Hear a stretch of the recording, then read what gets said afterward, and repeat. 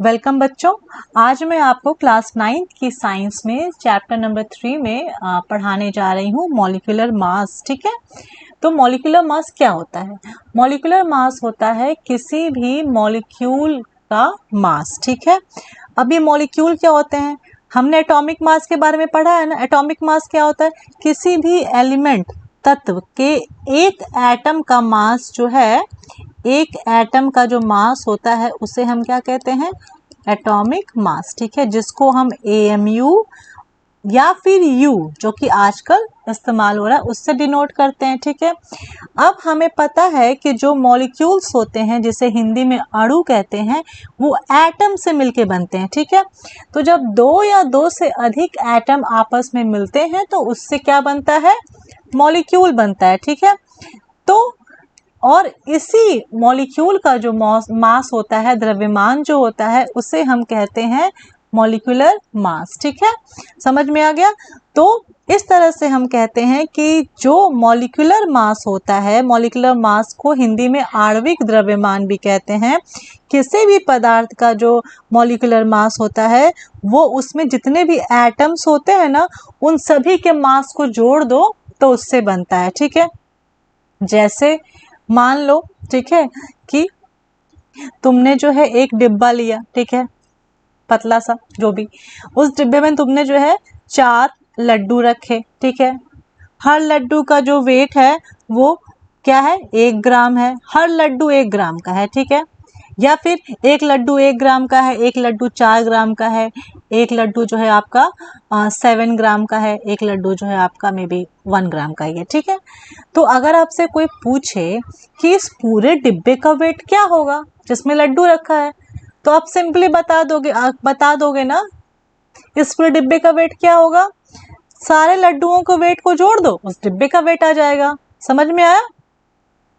तो इस डिब्बे का वेट क्या होगा? 11 ग्राम होगा कि नहीं होगा? ठीक है, sorry, not 11 gram, it's 13 gram. Okay, sorry. तो हम कह सकते हैं कि इस पूरे डिब्बे का वेट हमारा 13 ग्राम है। इसी तरह से सेम कॉन्सेप्ट हम यहाँ पे मॉलिक्यूलर मास के लिए अप्लाई करते हैं। ठीक है, क्योंकि हमें पता है कि जो मॉलिक्यूल होते हैं, अणु होते हैं, वो परमाणुओं से मिलके बने होते हैं। परमाणु मतलब एटम। ठीक है, तो परमाणुओं से मिलके बने होते हैं। अब कोई कोई मॉलिक्यूल ऐसा होता है जो सिर्फ 2 परमाणु से मिलके बना है, कोई कोई मॉलिक्यूल 3 परमाणुओं से मिलके बना होता है ना। मैंने बताया था आपको पहले भी वीडियोस में कि मॉलिक्यूल्स जो है वो सेम काइंड ऑफ एटम से मिलके भी बन सकते हैं और डिफरेंट काइंड ऑफ एटम से भी बन सकते हैं मिलके। ठीक है, जैसे हमारा हाइड्रोजन मॉलिक्यूल जो है, वो देखो वो किससे बना है? 2 हाइड्रोजन एटम जब आपस में आकर के जुड़ते हैं, बॉन्ड बनाते हैं, तो हमारा हाइड्रोजन मॉलिक्यूल बनता है, जिसका फॉर्मूला H2 होता है। ठीक है, तो हम यहाँ कह सकते हैं कि अगर हमको इस हाइड्रोजन के मॉलिक्यूल का हमको मास निकालना है, द्रव्यमान निकालना है, तो हम सिंपली कैसे निकाल सकते हैं? हम इसके जो जितने एटम से मिलके बना है, उन सभी एटम्स के एटॉमिक वेट को अगर हम जोड़ दें तो हमें इसका मास मिल जाएगा। और हमें पता है कि हाइड्रोजन का एटॉमिक वेट होता है 1U, और सेम हाइड्रोजन तो इसका भी 1U, तो टोटल कितना हो गया? 2U। तो हम कह सकते हैं कि जो हाइड्रोजन मॉलिक्यूल है, उसका जो मॉलिक्यूलर मास है वो कितने के बराबर हो गया? 2U के बराबर हो गया। ठीक है, ये तो हो गई same kind of molecule, atom से बने हुए मॉलिक्यूल की बात।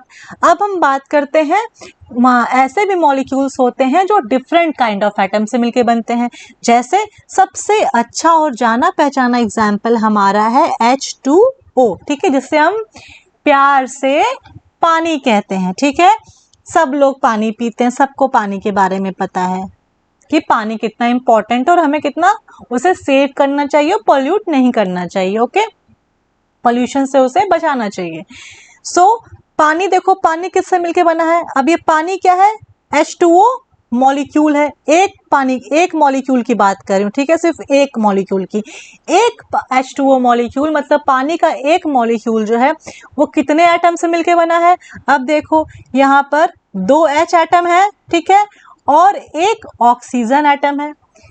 और यहाँ पर हम देख रहे हैं कि अलग अलग एटम्स हैं, एक ऑक्सीजन एटम है और 2 H एटम है, तो एटम्स भी डिफरेंट है और संख्या भी ज्यादा है। ठीक है, अब हमसे कोई पूछे कि हमें जो है तुम पानी का मॉलिक्यूलर मास बता दो कि इस एक पानी के एक मॉलिक्यूल का मास कितना होगा, तो सिंपल है, पानी का जो मॉलिक्यूल है वो जितने भी एटम से मिलके बना है उनके मास को जोड़ दो, जो आंसर आएगा वो आपके पानी के एक मॉलिक्यूल के मॉलिक्यूलर मास का आंसर होगा। ठीक है, तो अब हमें पता है कि एक हाइड्रोजन का मास 1U, हाइड्रोजन का मास हमेशा 1U रहता है और ऑक्सीजन का मास कितना होता है 16U। ठीक है, तो टोटल कितना हो गया 18U।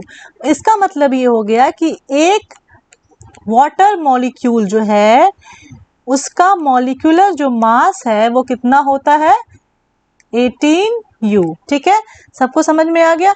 इस तरह से हम मॉलिक्यूलर मास निकालते, इसीलिए आपके बुक में ये डेफिनेशन दी गई है कि किसी भी सब्सटेंस, पदार्थ मतलब सब्सटेंस या मैटर, किसी भी मैटर या सब्सटेंस का जो आणविक द्रव्यमान है मतलब मॉलिक्यूलर मास है, वो उसके सभी एटम्स के कंपोनेंट्स के जो द्रव्यमान है, मास है, उन सबको जोड़ने से जो मिलता है वही हमारा आणविक द्रव्यमान है। ठीक है, इसको भी जो है जैसे हम परमाणु द्रव्यमान को U से डिनोट करते हैं, सेम टू सेम U से हम आणविक द्रव्यमान को भी डिनोट करते हैं, मतलब कि मॉलिक्यूलर वेट, मॉलिक्यूलर मास के लिए भी जो हम यूनिट यूज करते हैं वो हमारे एटॉमिक मास के लिए यूज की जाने वाली यूनिट के बराबर होती है और वो होती है U। ठीक है, समझ में आ गया। तो अब हम यहाँ पर आपके बुक में एग्जाम्पल नंबर 3.1 दिया है और इसको हम अब कंसिडर करने जा रहे हैं। सबसे पहला एग्जाम्पल है कि जल H2O के सापेक्ष आणविक द्रव्यमान का परिकलन कीजिए। जो मैंने अभी आपको यहाँ पर एग्जाम्पल देके बताया कि हाइड्रोजन का एक जो परमाणु होता है उसका द्रव्यमान कितना है 1U, ऑक्सीजन के परमाणु का द्रव्यमान कितना होता है 16U, और पानी में 2 हाइड्रोजन एटम्स होते हैं और एक ऑक्सीजन एटम होता है, इसलिए इसका मॉलिक्यूलर मास हो जाएगा 2 × 1। 2 × 1 मतलब 2 हाइड्रोजन और उसका मास 1 और एक ऑक्सीजन एटम और उसका मास 16। ठीक है, बराबर 18U। तो यहाँ पर एटम की संख्या से हमने गुणा किया है वेट को। समझ में आया? जिसको नहीं समझ में आया है जिस बच्चे को, उसके लिए मैं बता दूं, देखो यहाँ पर H2 है ना, H2 में H और H 2 एटम से मिलके बना है, तो तुम या तो इसको अलग अलग जोड़ो, H + H 1 + 1। ठीक है, अब जैसे मान लो तुम्हारे पास जो है 6 लड्डू हैं। ठीक है, 6 लड्डू हैं। ओके, सभी लड्डुओं का जो मास है वो तुम्हारा 1 ग्राम है। ठीक है, तो अब तुमसे पूछें कि तुम्हारे पास 6 लड्डू है और हर एक लड्डू का जो भार है वो 1 ग्राम है, तो 6 लड्डू के भार कितने होंगे? तो या तो तुम बैठ के सबको एक साथ जोड़ो, 6 बार जोड़ो, एक लड्डू का 1 ग्राम, दूसरे लड्डू का 1 ग्राम, फिर 1 ग्राम, फिर 1 ग्राम, फिर 1 ग्राम। ठीक है, फिर 1 ग्राम, फिर कहो हाँ अब इसके 6 ग्राम होंगे। या तो इतना टाइम लो, या फिर जो सिंपल तरीका है, हमारे पास कितने लड्डू हैं 6, सबका कितना वेट है 1, तो 6 × 1 = 6 ग्राम। ठीक है, सेम चीज यहाँ की गई है आपके वाटर मॉलिक्यूल के साथ में। ठीक है, H2O है, कितने हाइड्रोजन एटम्स हैं 2, एक H का कितना मास होता है 1, प्लस कितने ऑक्सीजन एटम्स हैं 1, कितना इसका मास होता है एटॉमिक मास 16, तो क्या आंसर आ जाएगा 2 + 16 = 18U। ठीक है, तो जितने नंबर ऑफ एटम्स होंगे उससे हम उस एटम के एटॉमिक मास को मल्टीप्लाई करेंगे। ठीक है, समझ में आ गया सभी बच्चों को? जिसको नहीं समझ में आया होगा फिर वो मुझसे बाद में पूछ लेगा। ठीक है, इसके बाद हमारा नेक्स्ट इसका एग्जाम्पल है नाइट्रिक एसिड का, जिससे हम कहते हैं HNO3, जो इसका फॉर्मूला है। अब HNO3 का हमें निकालना है, तो यहाँ पे हम बताते हैं निकाल के HNO3, और ये सभी बच्चे अपनी कॉपी में करेंगे और मैं अभी उसको, मुझे आप सेंड करेंगे, मैं उसे देखूंगी। ओके, अब देखिए ये जो H है, H कितना है यहाँ पे 1, कितना इसका मास होता है एटॉमिक मास 1 प्लस, ठीक है, ये H का हो गया। ठीक है, प्लस अब नाइट्रोजन लेते हैं, नाइट्रोजन कितने एटम्स यहाँ पर हैं 1 है, और कितना होता है एटॉमिक मास नाइट्रोजन के एक एटम का 14, ये हो गया हमारा नाइट्रोजन। प्लस हमारा फेवरेट ऑक्सीजन, ठीक है। कितने एटम्स ऑक्सीजन के यहाँ पे 3। कितना होता है atomic weight, sorry atomic mass एक ऑक्सीजन एटम का, एंड दैट इज 16। तो ये हमारा हो गया O3, ठीक है। तो ये वाला भार हो गया हमारा H का, ये हमारा हो गया N का, और ये हमारा हो गया O3 का। हो गया HNO3। अब हम इसे कर लेंगे सॉल्व। मैथ सबको आती है, मल्टीप्लिकेशन, डिवीजन, एडिशन सब आता है। यहाँ पे बेसिकली सिर्फ आपको जो है क्या करना है, सिर्फ और सिर्फ आपको यहाँ पे मल्टीप्लाई करना है और ऐड करना है, और कुछ भी नहीं करना है, ठीक है। डिवाइड भी नहीं करना है अभी इधर पे। आपको समझ में आ गया? तो क्या हो जाएगा इसका आंसर 63U। समझ में आया? तो इस तरह से हम मॉलिक्यूलर मास निकालते हैं सभी चीज़ों का। अब देखो मॉलिक्यूलर मास का एक जुड़वा भाई है, ठीक है। जैसे मॉलिक्यूलर मास अभी मैंने बताया ना, तो केमिस्ट्री में उसका एक जुड़वा भाई भी पैदा हो गया। उसका नाम रखा गया सूत्र इकाई द्रव्यमान, जिसको इंग्लिश में कहते हैं फॉर्मूला यूनिट मास, ठीक है। ये जुड़वा भाई है। किसका जुड़वा भाई है? मॉलिक्यूलर मास का, आणविक द्रव्यमान का। अब मैं जुड़वा भाई क्यों कह रही हूँ, या जुड़वा बहन भी कह सकते हो, ठीक है। तुम्हारा जो भी मन करे तुम उसको बोल सकते हो, बहन या भाई या जिगरी दोस्त, ठीक है। जो भी, ये सेम टू सेम है, कोई अंतर नहीं है। बस फर्क इतना सा है कि जो हमारा फॉर्मूला यूनिट मास होता है ना, वो वहाँ पे यूज़ करते हैं जहाँ पे जो हमारा पदार्थ होता है उसके जो कंपोनेंट्स होते हैं वो आयन होते हैं, ठीक है। आयन बताया था मैंने, कैटायन और anion. Cation positive charge ions होते हैं और एनायन नेगेटिव चार्ज आयंस होते हैं। तो हम फॉर्मूला यूनिट मास को वहाँ यूज़ करते हैं जहाँ पे हमें आयंस मिलते हैं टूटने पे, ठीक है। अब ये जो फॉर्मूला यूनिट मास है, इसको निकालने का तरीका same to same molecular mass जैसा है, कोई अंतर नहीं है। बस कह दिया गया है कि ये आयन जहाँ रहेंगे, जब आयन रहेंगे तो हम उसको फॉर्मूला यूनिट मास बोलेंगे, जहाँ आयंस नहीं रहेंगे हम उसको मॉलिक्यूलर मास बोलेंगे, ठीक है। तो इसलिए मैंने कहा कि ये जुड़वा भाई है, ओके। अब जैसे देखो यहाँ पे NaCl के बारे में बताया गया है। NaCl सेम टू सेम जैसे तुमने निकाला है वैसे इसका भी फॉर्मूला यूनिट मास निकालते हैं, सेम आएगा। आप मॉलिक्यूलर मास भी निकालोगे तो भी सेम आएगा, और ये भी निकालोगे तो भी सेम आएगा। अब ये NaCl हो गया, ठीक है। NaCl में कितने N एटम है? एक। इसका एक कितने सोडियम एटम्स हैं? एक सोडियम एटम का कितना वेट होता है? 23 अप्रॉक्स, ठीक है। प्लस कितने क्लोरीन एटम्स हैं? 1। एक क्लोरीन एटम का कितना वेट होता है एटॉमिक वेट? जब भी मैं वेट बोलूँ ना शॉर्टकट में, आप उसको शॉर्टकट में न लेना, आप उसको एटॉमिक वेट ही समझना, ठीक है। एटॉमिक मास शॉर्टकट जो अभी मैं बोल दे रही हूँ, but it is not good for a science student कि वो शॉर्टकट में बात करें, ठीक है। वेट नहीं बोलना कभी भी। केमिस्ट्री की लैंग्वेज में केमिस्ट्री की लैंग्वेज में वेट का यूज़ नहीं होता। वेट एक बहुत बड़ा शब्द हो जाता है जिसमें हम सब चीज़ें तौल सकते हैं। हम यहाँ पे एटॉमिक वेट की बात करेंगे, पर्टिकुलरली एटॉमिक। जब हम एटॉमिक वेट मतलब हम एटम का वेट नाप रहे हैं, मॉलिक्यूलर वेट मतलब मॉलिक्यूलर मास मतलब हम मॉलिक्यूल का मास नाप रहे हैं, नॉट वेट, मास, सॉरी। तो अगर हम सिर्फ कहें हमें मास बता दो, अब सिर्फ मास में सबका मास आ जाएगा, कॉपी किताब पेन पेंसिल सबका मास आ जाएगा, लेकिन आपको पर्टिकुलर होना पड़ता है केमिस्ट्री में कि आप स्पेशली साइंस के बच्चे हैं तो specially you should be particular कि हाँ यहाँ पे एटॉमिक मास की बात हो रही है और यहाँ पे मॉलिक्यूलर मास की बात हो रही है, ठीक है। तो क्लोरीन एटम का एटॉमिक मास होता है 13.5 के अप्रॉक्सीमेटली। अब ये हो गया हमारा, इसको सब बच्चे सॉल्व करेंगे, जोड़ना सबको आता है, सब जोड़ जाड़ के क्या आया 58.5U, ठीक है। तो इस तरह से देखा, सिंपल है, सेम टू सेम वही है। बस प्रॉब्लम ये है, सॉरी प्रॉब्लम नहीं, डिफरेंस ये है कि जो NaCl हमारा कंपाउंड है ये टूट जाता है आयंस में ना, Na प्लस और Cl माइनस, इसीलिए कह दिया गया कि भैया ये जो है हमारा फॉर्मूला यूनिट मास है, ठीक है। अब नेक्स्ट आता है हमारा CaCl2, इसका निकालना है। CaCl2 देखो, अब Ca और सॉरी वो बन गया है CaCl2। कैल्शियम का जो एटॉमिक मास होता है वो होता है 40, और कितने एटम्स कैल्शियम के यहाँ पे हैं? सिर्फ एक।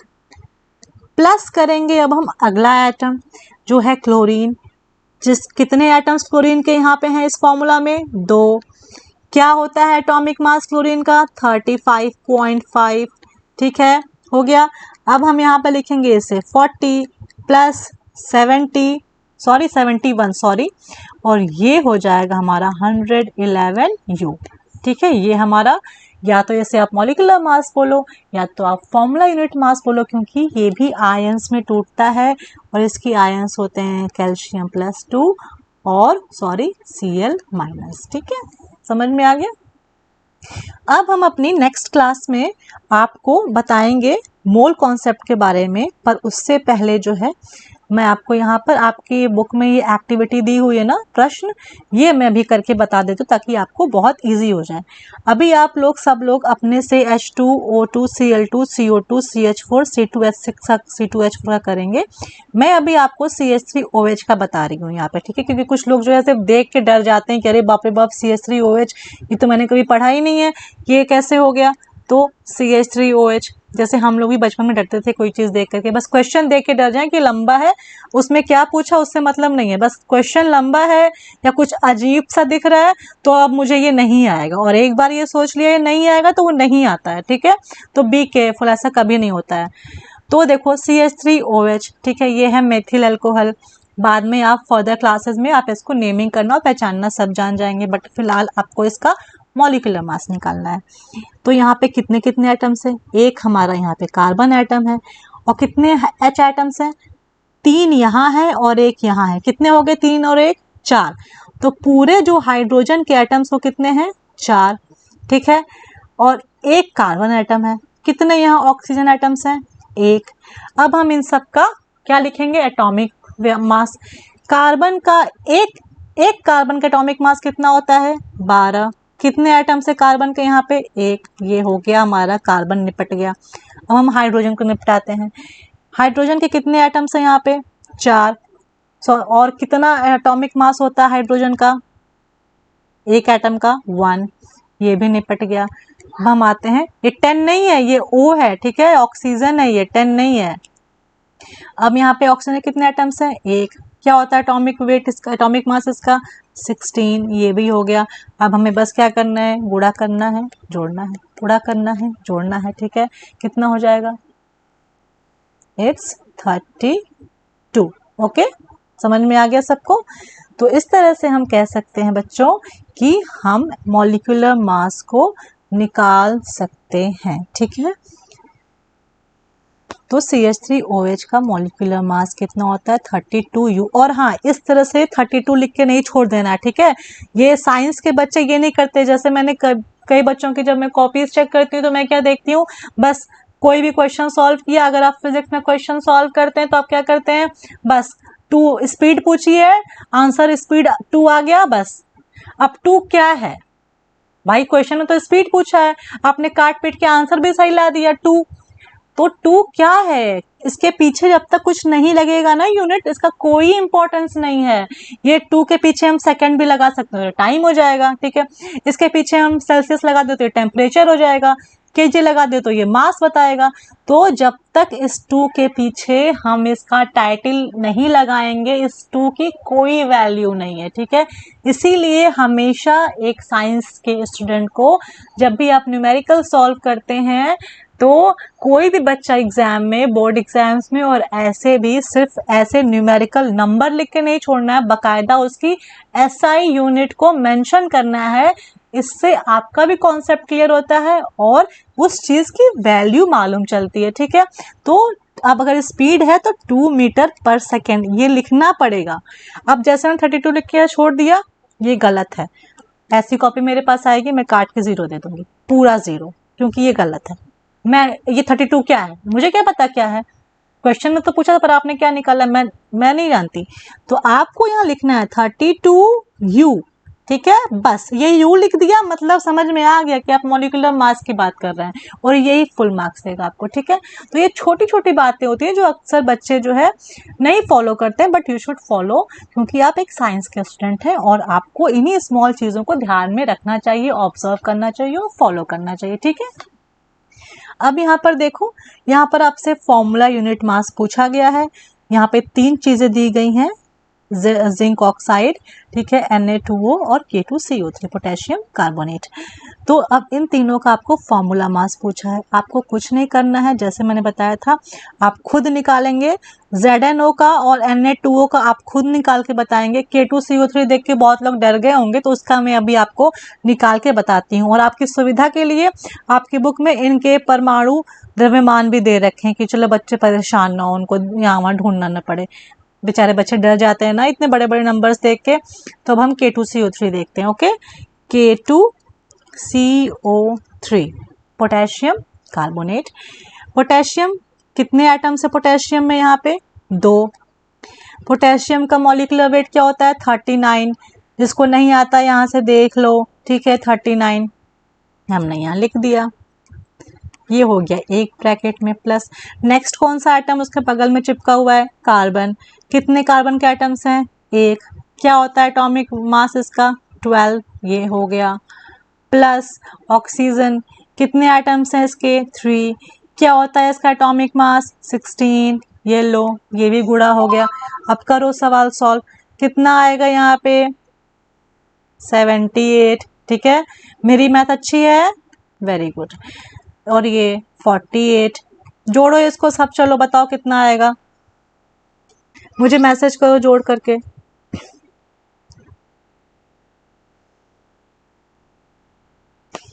कितने लोग का 138U आया है? जिसका आया वो मुझे मैसेज करेगा, ठीक है। चलो, तो आज इतना ही इस क्लास के लिए। नेक्स्ट क्लास में हम मोल कॉन्सेप्ट पढ़ेंगे और ये बहुत ज़्यादा इम्पॉर्टेंट है बच्चों, आगे के चैप्टर्स के लिए भी, आपके फर्दर जो बच्चे साइंस लेके पढ़ना चाहते हैं उनके लिए मोल कॉन्सेप्ट का जो खुद का कॉन्सेप्ट है वो क्लियर होना बहुत ज़रूरी है, इसलिए इसको आप लोग ध्यान से पढ़िएगा। तो नेक्स्ट क्लास में मैं आपको मोल कॉन्सेप्ट के बारे में बताऊंगी, ठीक है। और अगर किसी को भी ये मॉलिक्यूलर मास निकालना नहीं आया है तो वो मुझसे पूछ सकता है, ठीक है। Thank you.